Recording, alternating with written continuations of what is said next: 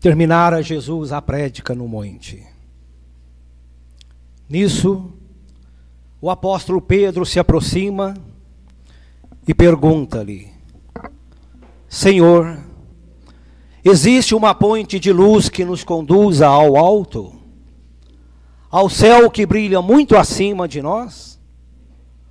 Conforme ouvi de tua própria voz, sei que o reino de amor está dentro de nós. Mas deve haver no além o país da beleza, mais sublime que o sol em fulgor e grandeza. Onde essa ligação, Senhor, esse divino acesso? Jesus silenciou, como entrando em recesso, da palavra de luz que lhe fluía a jorro. Circunvagou o olhar pelas pedras do morro e depois de comprida reflexão, falou ao companheiro: Ouve, Pedro, em verdade vos digo que essa ponte que imaginas existe para a vida soberana. Mas temos de atingi-la por estrada que não é bem a antiga estrada humana. Mas como será esse caminho, Senhor? Tornou Simão a perguntar. E Jesus respondeu sem hesitar: Coração que o escolha, às vezes vai sozinho, e quase que não tem senão renúncia e dor, solidão e amargura. E conquanto pratique e viva a lei do bem, sofre o assédio do mal que o vergasta e procura reduzi-lo à penúria e a desfalecimento. Quem procura nesta vida transitória essa ponte de luz para a eterna vitória, conhecerá de perto o sofrimento e há de saber amar aos próprios inimigos. Não contará percalços nem perigos para servir ao semelhante. Viverá para o bem a todo instante. E ainda que o mal pareça o vencedor, confiando-se em Deus, doará mais amor. E mesmo Pedro, que a morte se lhe imponha, e a injustiça ferindo-lhe a vergonha, aceitará a pedrada sem ferir. Desculpará toda injúria e humilhação, se deseja elevar o coração à ponte para o reino do porvir. Depois de alguns dias, o Cristo flagelado, entregue à própria sorte, encontrava na cruz o impacto da morte.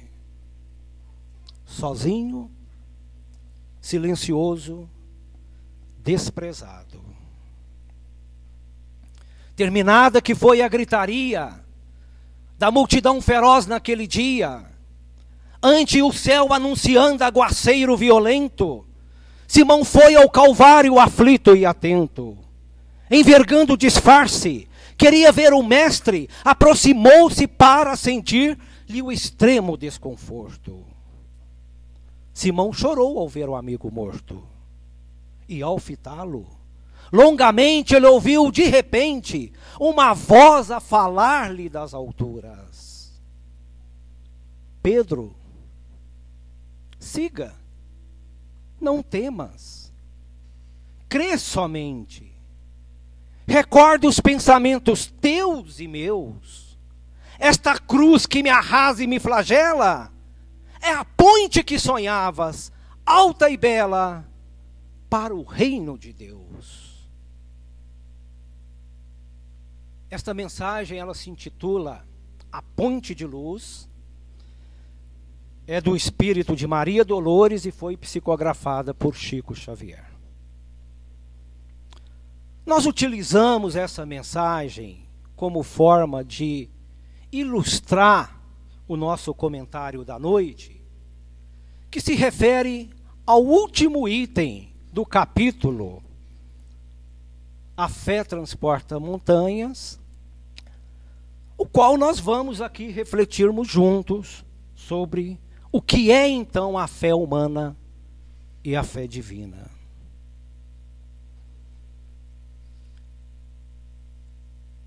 O capítulo, ele traz o tema daquele ensinamento de Jesus, de que se nós tivermos fé do tamanho da semente de uma mostarda, que ele queria dizer, das menores sementes que se possa imaginar, nada nos será impossível, a tal ponto de querer dizer a esse monte, saia-te daqui e vá para lá, e nada nos será impossível.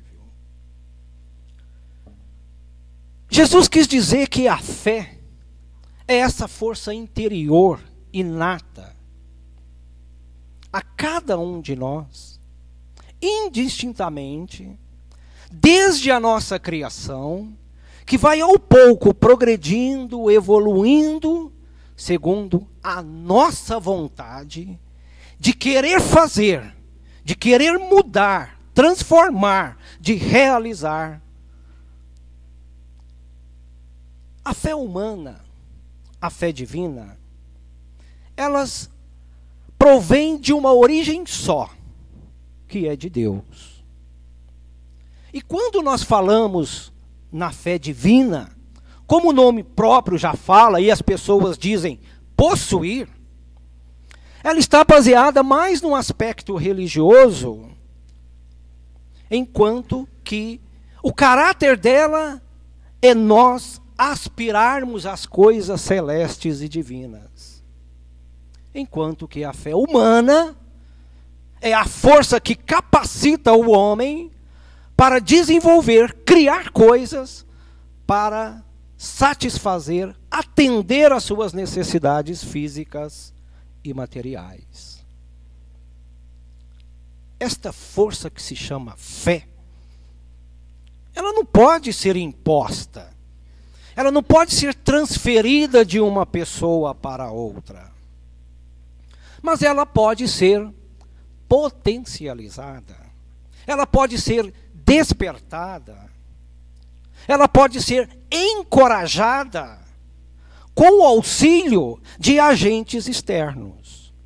Que se for, por exemplo, a fé religiosa, o agente poderá ser a religião e até mesmo os mensageiros divinos.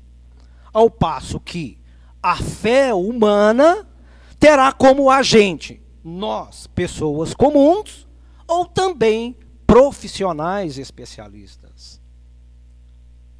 Nós podemos, como pessoas, a exemplo do que os nossos mentores fazem conosco, e muitas vezes nós pedimos, nós também podemos promover, incentivar, elevar, encorajar as pessoas também a saírem do lugar comum.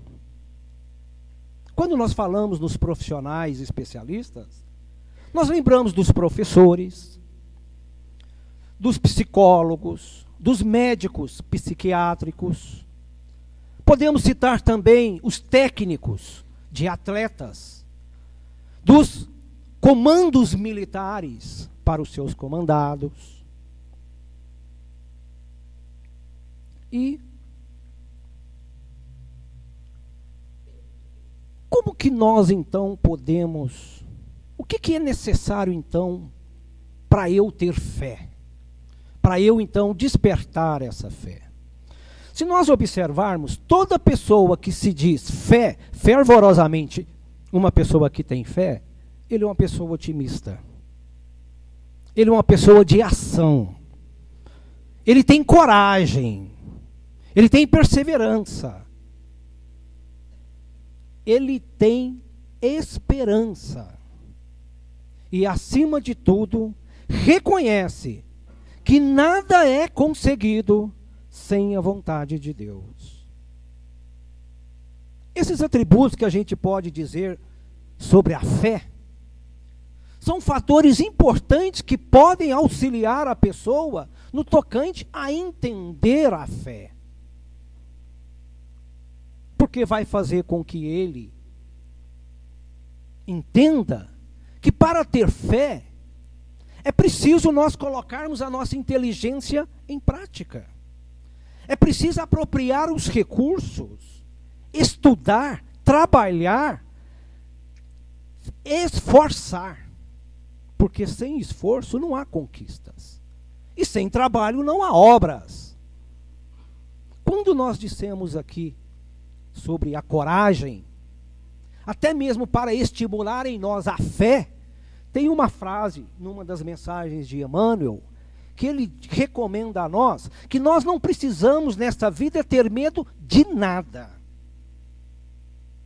Mas quando nós falamos em coragem, não é essa coragem que nos leva a dispor, a expor a nossa vida e do nosso próximo em perigos para resultado nenhum. A fé, segundo a lição do Evangelho, ela só tem sido compreendida num aspecto religioso.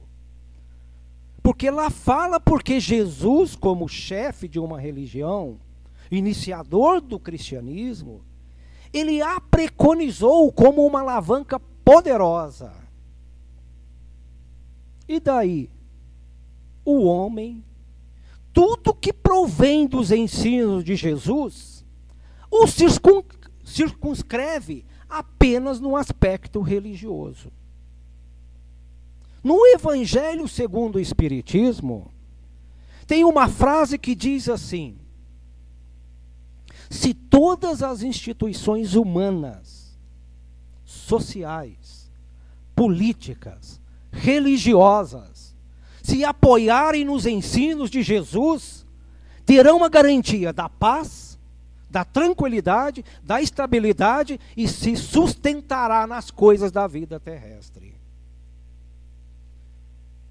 Eu não vou dizer um conceito de fé, mas no meu entender, eu vou sublinhar uma frase que tem no Evangelho segundo o Espiritismo, que não é nem neste capítulo, mas que traduz exatamente o sentido da fé. Olha onde que está essa frase que nós pensamos. Vejam bem, gente, está no capítulo 12, amai os vossos inimigos, é uma frase só. E é a primeira frase do item, o duelo. Veja bem como é, o que ela fala. Olha se não tem sentido de fé para nós. Eu, quando a li e comecei a entendê-la, eu adotei ela realmente nesse sentido de fé. Só é verdadeiramente grande aquele que, considerando a vida como uma viagem, que deve conduzi-lo a um objetivo, faz pouco caso das asperezas do caminho e não se deixa um instante, jamais, se desviar do caminho reto. O olhar dirigido, sem cessar, ao objetivo, pouco lhe importa que as sarças e os espinhos da senda lhe ameacem provocar arranhões. Eles o roçam sem atingi-lo, e por isso não prossegue menos no seu curso. A história nos relata que ao longo dos tempos, houve a presença de homens, certamente enviados por Jesus, que manifestaram a sua fé humana, aplicando conhecimentos, estudos, trabalho, para o desenvolvimento das pessoas e do progresso da humanidade. Daí surgiram a eletricidade, o automóvel, o avião, o navio, o computador. Na saúde, nós tivemos a descoberta do raio-x, das vacinas, da anestesia, o estudo do DNA. Na astrologia nós temos aqueles homens que estudaram a posição dos astros, a locomoção dos cometas, surgiu a bússola, o relógio. Na educação, foi muito auxiliado com os livros, com as enciclopédias, com a própria imprensa, né? Que nós temos conhecimento da leitura. Na tecnologia. E também vieram homens que manifestaram a sua fé divina, também com o propósito de auxiliar o progresso, o desenvolvimento da humanidade. Vamos lembrar dos primeiros cristãos. Homens simples. Não aceitavam adorar os deuses romanos, nem a reconhecer o imperador como um ser divino. Sofriam perseguição, eram escravizados. Mas a partir do momento que eles ouviram a mensagem de Jesus, seus corações ficaram renovados, cheios de esperança. Tem aqueles outros que não passaram talvez por essa situação humilhante, degradante, mas também se viram renovados com a mensagem de Jesus, como foi o caso, por exemplo, de Lívia, esposa do senador Públio Lentulus, que a gente pode constatar no livro há 2000 anos. Nós lembramos também de Saulo de Tarso, aquele jovem militar, doutor da lei, respeitado e admirado pelos fariseus, como ele também o era, não hesitava em defender com a sua espada aqueles que não seguiam ou não aceitavam os ensinamentos de Moisés. Por isso que Saulo de Tarso é conhecido como foi conhecido como um fiel perseguidor dos cristãos. Vamos falar de Francisco de Assis. Ele teve, na sua juventude, uma época de vida mundana. Ele era inquieto, fazia extravagâncias e era indisciplinado. Santo Agostinho era conhecido como um intelectual ateu. Tinha uma vida fora dos padrões normais. Não era cristão, motivo pelo qual a sua mãe ansiava para que ele se convertesse ao cristianismo. O que eles têm de comum conosco? Nós temos as mesmas imperfeições que eles apresentaram, os mesmos defeitos, as mesmas más tendências. A diferença é que eles, ao conhecerem a mensagem de Jesus, fervorosamente renunciaram às regalias materiais, se indispuseram ao status, ao destaque que a sociedade conferia a eles, e sem receio das dores e dos sofrimentos, entregaram de corpo e alma ao serviço de Jesus, sem intenção de qualquer privilégio ou prerrogativa divina.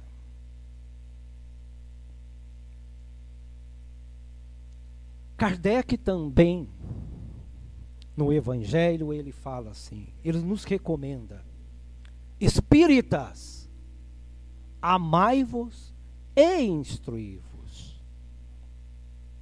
Ele não recomendou: espíritas, instruí-vos e amai-vos.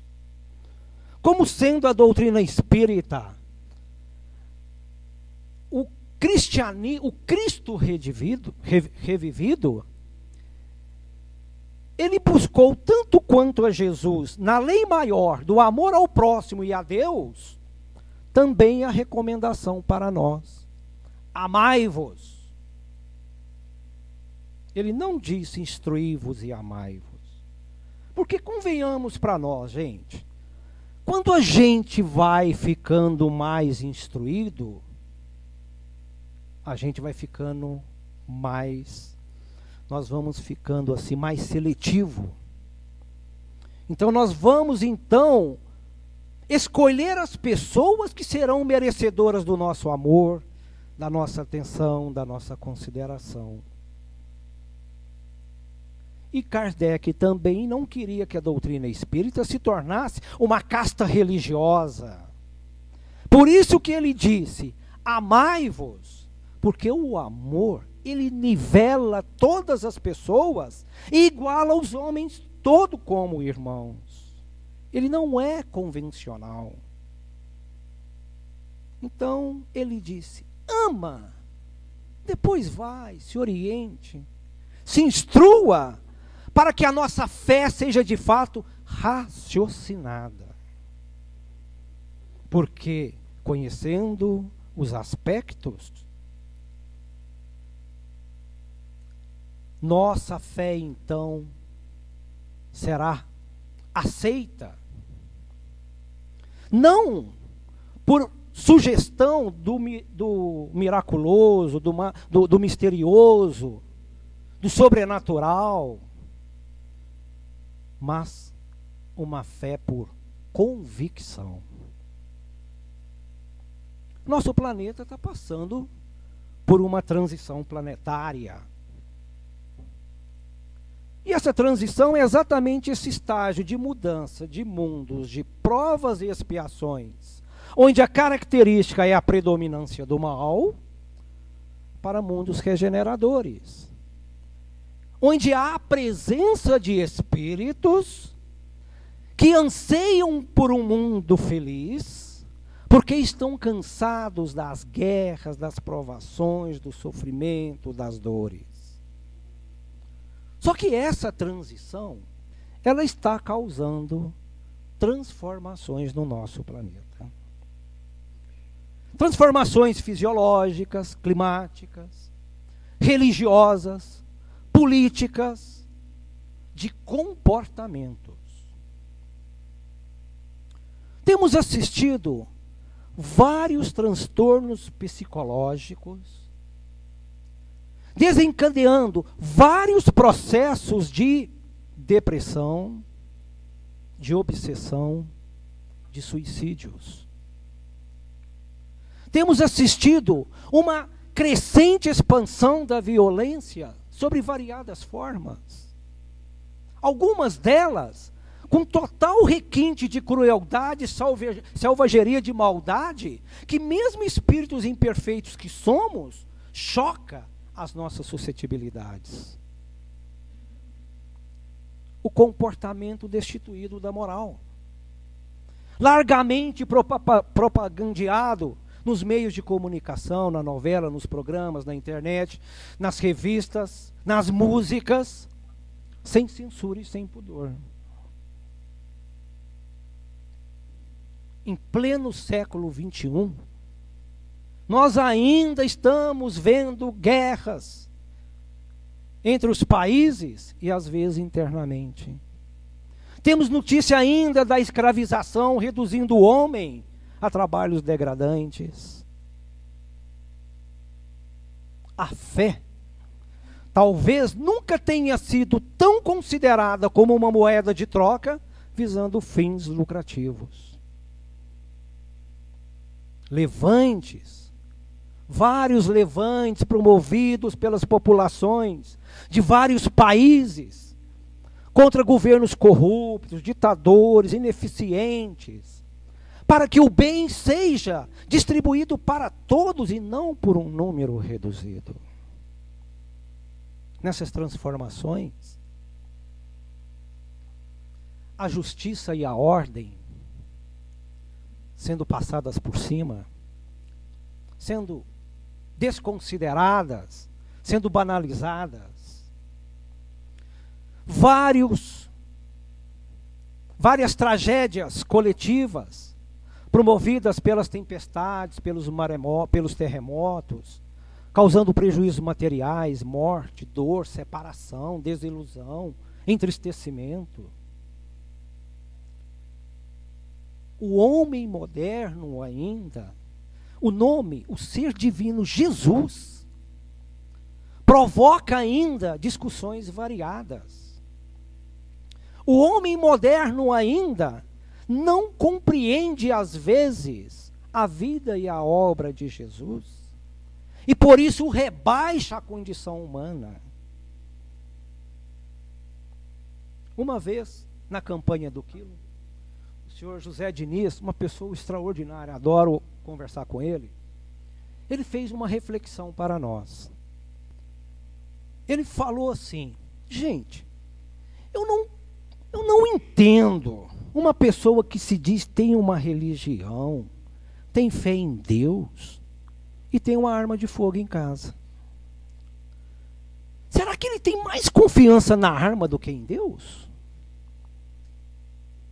Nós não estamos com essas considerações, querendo instalar o caos, nem ressaltar o pessimismo. Mas como aspirarmos um mundo melhor sem pagarmos por todos esses delitos? Como darmos o nosso testemunho de fé, assistindo a essas tragédias naturais? Ou quando a dificuldade, o problema, as vicissitudes, as desilusões, as separações nos visitam? Deus tudo vê, tudo sabe. Jesus está no leme de mãos firmes. A doutrina espírita, essa doutrina maravilhosa que orienta e que consola, ela descortina o mundo espiritual e coloca a lei da reencarnação como a justiça divina para reajustar todos os desequilíbrios, conclamando que é necessário nascer, viver, morrer, renascer ainda, para progredirmos, porque isso está na lei. Os Espíritos ainda nos recomendam para que diante de tantas dores, de tantos sofrimentos, de tantas tragédias, que nós elevemos o nosso olhar, como se nós estivéssemos olhando com os olhos do Espírito, porque os nossos olhos humanos, a gente só vê dor, vê sangue, tragédia, sofrimento, morte, prejuízos materiais. E a partir do momento que nós enxergarmos com os olhos de Jesus, enxerga tudo isso, nós vamos entender que tudo isso é necessário. É resgate, é promoção do espírito, é progresso do nosso planeta, é o despertamento no homem da fraternidade, da solidariedade, da piedade, da compaixão e da caridade.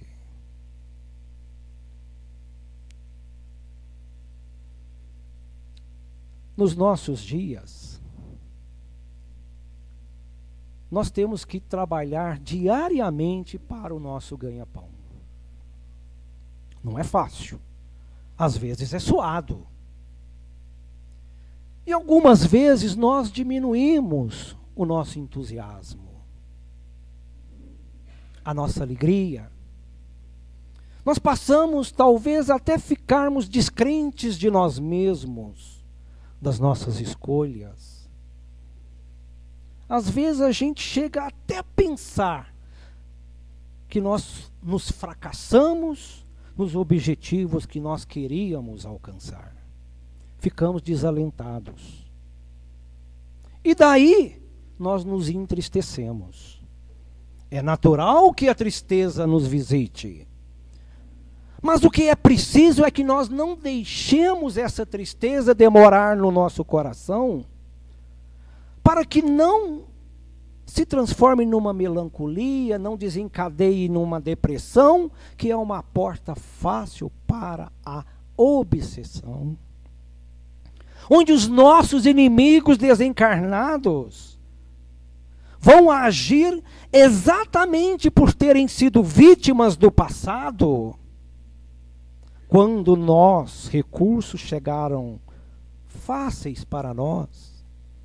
Que talvez aqueles recursos das encarnações passadas Quem sabe talvez não foi porque nós levamos a lei da vantagem. Nós passamos por cima, nós matamos, nós roubamos. Nós prejudicamos as pessoas.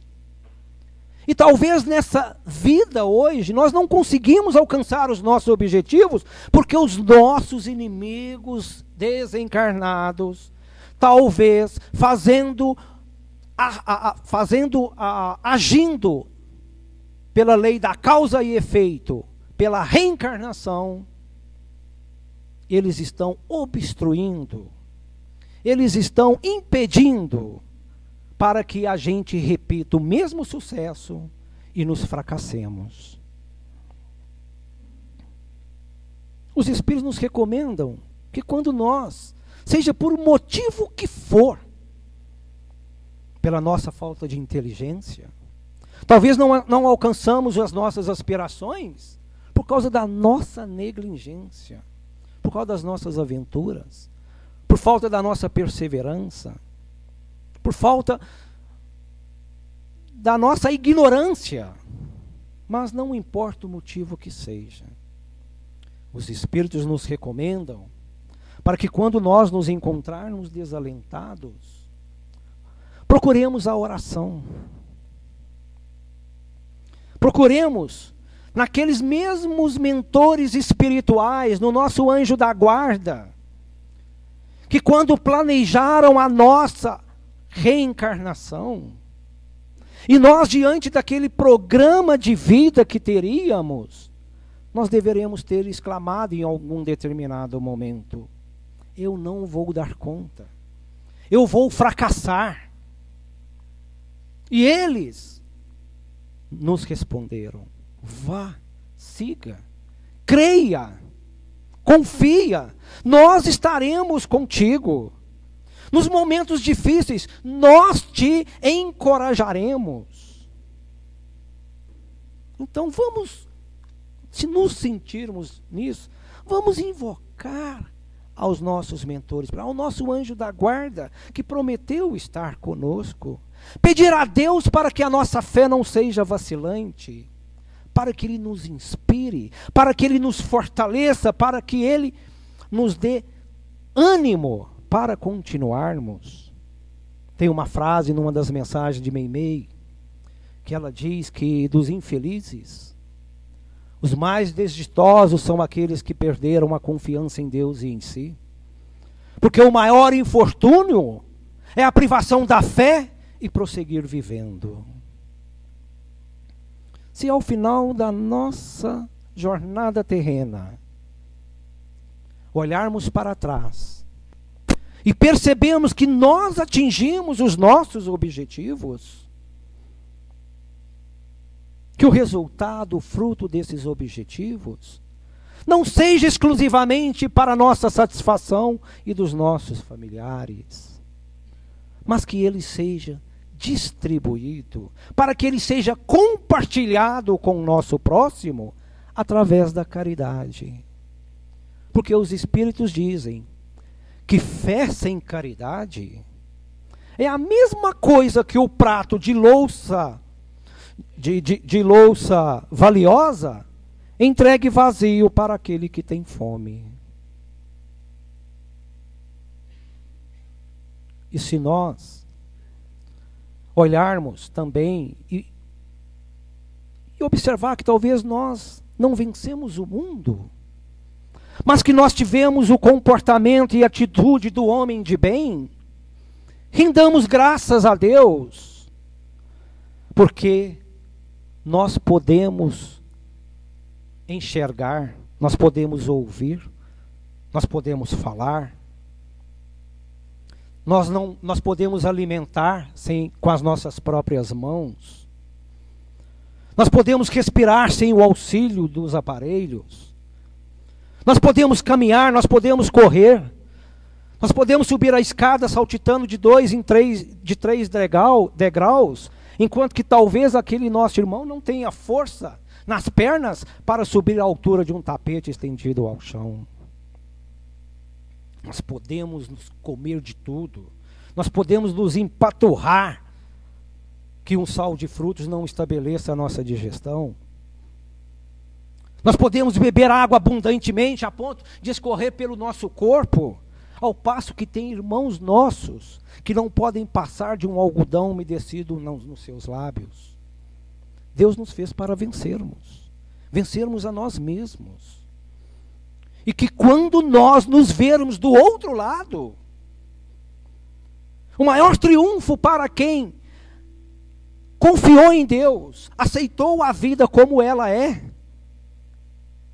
o maior triunfo será a herança daquele tesouro que Jesus disse, que o ladrão não rouba, que a traça não corrói. Quando nós nos vermos o espírito revigorado, pode ser que nós sejamos convidados a fazermos parte daquela pleia de espíritos, que fazendo um paradigma do primeiro parágrafo do prefácio do Evangelho, poderemos nos espalhar sobre a superfície da terra, e semelhante às estrelas cadentes, virmos iluminar os caminhos dos que ficaram e abrir os cegos dos nossos irmãos, inspirando-os, encorajando-os. Poderemos ainda não estarmos à altura de sermos reconhecidos como espíritos do Senhor, mas com certeza seremos chamados de filhos de Deus. Assim seja.